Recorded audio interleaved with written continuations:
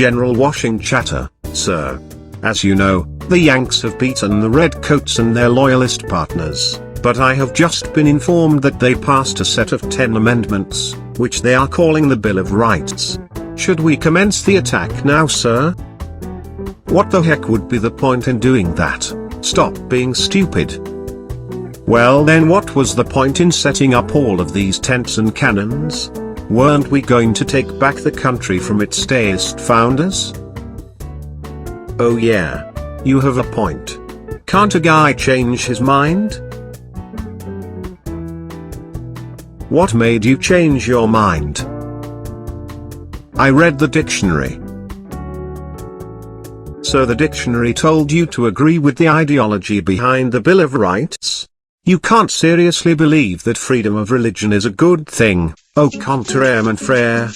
I am taking the wording of the Bill of Rights very literally and have been watching its development over the past few days. Not to mention the many letters, speeches, debates, notes, diaries, and other historical evidence that will eventually lead people in the future to the best conclusion of all, that there should be a separation of church and state because of what our founders fear more than natives, England, France, or Spain. You mean the Chinese? No, the founding fathers were worried that this country would become a theocracy. They had already studied many different nations, their histories, and their laws.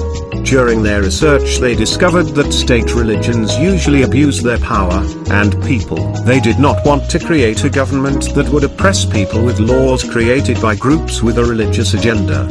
Because this contradicts the freedom of belief. Does this answer your question? No. Because if we have a freedom of belief, then doesn't that give us the right to believe in things that may be harmful to others? Books like the Bible advocate things such as slavery, spousal abuse, killing children for disobedience, and calls for the destruction of all non-believers and their cities. My dear fellow, freedom of belief does not allow for freedom to act upon said belief. The First Amendment states, and I quote, "Congress shall make no law respecting an establishment of religion." In this case, the definition of the word, establishment, is what needs to be clarified for religious followers to understand. It means, a group in a society exercising power and influence over matters of policy, opinion, or taste, and seen as resisting change, which is exactly what the church and its followers have been trying to do since the Bible gained popularity. Just like every other religion that came before them. This is exactly what conservative non-profit groups will do even into the 20th and 21st century, all the while saying that these laws are because of their religious doctrine. However, even the free exercise of your religion is no excuse for making the laws of this country destroy or impede the rights of individuals who hold different beliefs. The idea behind the freedom of religion is directly influenced by the laws of Cyrus the Great, who was the Persian king to free the Jews from slavery and exile in Babylonia. His laws of religious tolerance were written on clay cylinders, and the transcriptions of these laws were studied by the founding fathers. The Abrahamic faiths are all opposed to religious freedom and tolerance. The God of those religions literally says it in the text. This is why the state reserves the right to execute criminals and does not allow the church to kill people it sees as sinners. This is also why people will free the slaves from bondage during the Civil War. Slavery impedes the rights of the individual due to another group's belief. But isn't owning slaves part of the free exercising of their belief? Slavery's moral validity is not the belief of the people being enslaved, thus it can't be said that they're freely exercising their own beliefs but forced to follow an author's. It has, in a very real sense, taken away their rights, which are supposed to be protected by this nation's government and the Bill of Rights itself.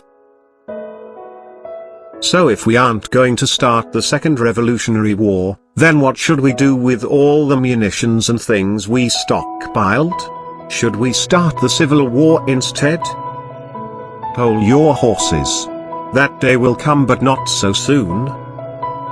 Just bury it and then establish a clandestine group to protect the secret of its location. But leave some undeciphered clues to point the way. I plan on going back to the future, and it would be nice to have something to make money off of. A mysterious and previously unknown revolutionary camp should suffice.